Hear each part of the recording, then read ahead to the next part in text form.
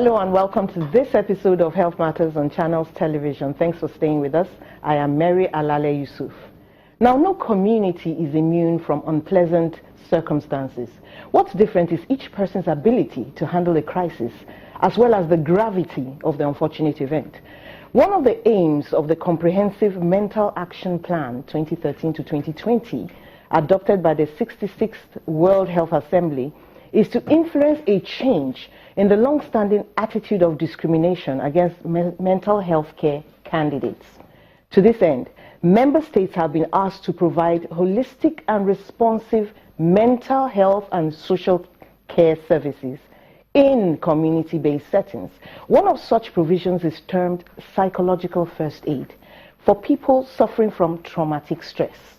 My guest on today's show is Dr. Maimuna Kadiri. She is a consultant psychiatrist and medical director of Pinnacle Medical Center in Lagos. You're welcome to the show. Thank you. Welcome. We've heard about, people having first aid administered to them. There's this first aid box, plasters, cotton wool and all that. But psychological aid, are we going to put plasters on the brain? No, not at all. Psychological first aid is a humane, supportive and practical response to somebody who is in distress and somebody who needs help. So as opposed to the physical first aid, you don't need all the gadget. What the person does needs at that point in time is help the person calm down, listen to the person, help get the person to safety, and link the person up with other services that the person will need at that point in time. But we've had our own fair share of crises in Nigeria, and I imagine that health professionals have been doing this stuff before. Yes, because they are trained, they know. Okay, so what's new? What's new is that psychological first aid is not only for professionals. Non-professionals, laymen, laywomen can actually train it. It's not professional counseling. Okay. And it's not what we call psychological debriefing, which is more detailed. It's an immediate, it's time-based. And as far as anybody can be trained to be able to give first aid, psychological first aid, you can assess an individual who is in distress at that point in time and give that aid by listening, not pressurizing the individual to talk about the event, get the person to safety.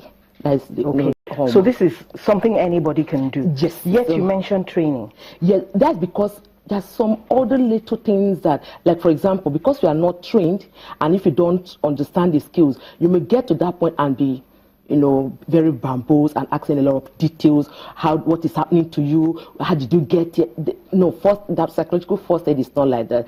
There's what we call the principles of psychological first aid, which is the 3L. You look, you listen, and you link them up. Okay. So as you are looking, because you are preparing for it, you also must be safe. Don't just jump into it. That's the truth. You must be safe. You must be, know about the crisis you are even going to face.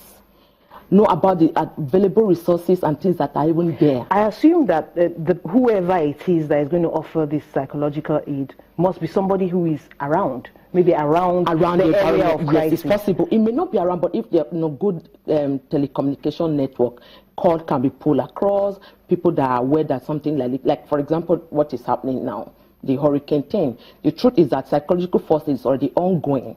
We have displaced women, displaced children, people with disabilities, people that are already going through mental challenges and others. So a lot of times you must be aware that, like now we're in Nigeria, we know that there's hurricane somewhere. So you should be aware of that crisis. You should be aware of the available resources there. Because when you go in there, you have to look at the setting, look at people that are more in danger than others, look at the environment, look at for safety. Are they going to train lay people to triage? I mean, what is more important than the other, exactly. Who you should respond to first before the other? Exactly, it's a day training. It's a day training. The truth is that the WHO has a document for that. It's a day training that can be done, and the basic things just to learn, not just the normal things that can help facilitate, because the truth is that some people may need detailed treatment, while some people may never need the psychological first aid. But you are not, as a first aider, you are not in that position to pressurize somebody you don't need. Okay. So at that point, when you look at all the things are available. You listen to them, let what the problems are, calm them down, and link them to basic needs as food, shelter, information, other services. Their children that their caregivers exactly. So because for the fact we call it psychological first aid does not mean that we should take away the physical first aid. Aha. No, I was going to go there. No, you're not taking it away. No. After talking and talking, the person still has needs. You're talking to the person. No. That's why when you are listening, when you are looking, you not look at those that are more in danger. So somebody that is bleeding, you take the person, evacuate immediately.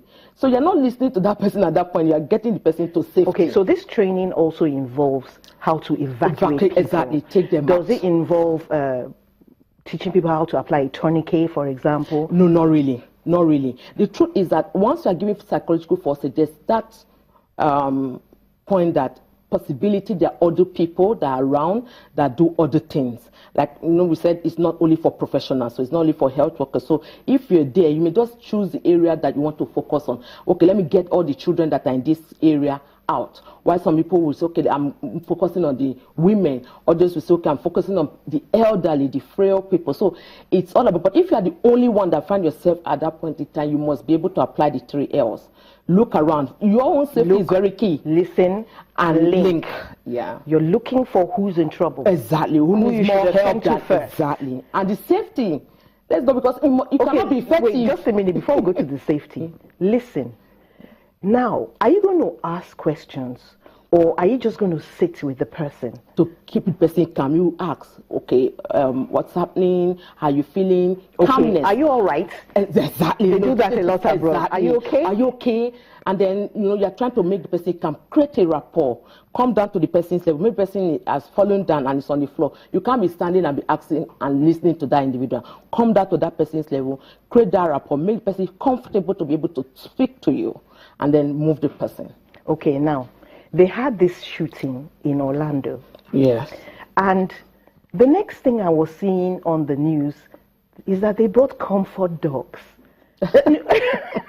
And people said it was helping. Yeah. Now, I'm sure a lot of people here, if you bring comfort dogs, they will go into more distress. You are right. So how do you... Culturalization is very key. No, Nigerians haven't gotten there yet of getting dogs. Aside from comfort dogs, for that. But comfort dogs is a real thing, right? Yes, and they are trained for it. Even their veterans, our military veterans, are also they use dogs for them to manage. But not in Nigeria. Not in Nigeria. So culturalization is very key, because even here in the south, if you are going to give psychological first aid in the north, the women, if you're a man, you can't even... You don't touch. Exactly. Don't come too close.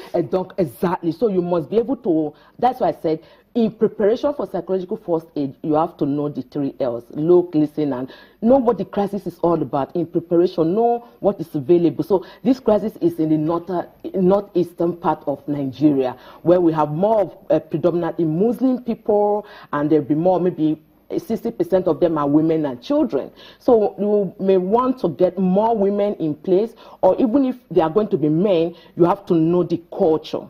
Okay, since we're talking about the north, you remember the Kaduna tremors that we had? Exactly. I imagine that some people would need some help. You are right. Is that a case where anybody on the street around in the area who is able, or who was able, could have lent a helping hand? You are very right, because some people, what we are trying to prevent on the long run in psychological force is that some people will go into what we call the post-traumatic stress disorder, and this is a disorder that you don't say immediately. Within 3 to 6 months. Can this psychological aid prevent that? Yes, in fact, that is the reason why they're even bringing it up. It's not a new concept. When did this thing come After up? the World War II. After World War II? Okay, so what have we been doing? It has been days up. It has not been so prominent, and that's why the World Health Organization is bringing it up now, because there's so much crisis everywhere. Yes. A lot of humanitarian crisis, and these services are needed. So they are making people to be aware that these services have always been there, and they have even made it more technical now, and technological, in the sense that you can be online, teleconferences, telemedicine, and oh, that's good. Yes. Well, okay, let's take a short break. We'll come back and continue this. Stay with us. We'll be back in a minute.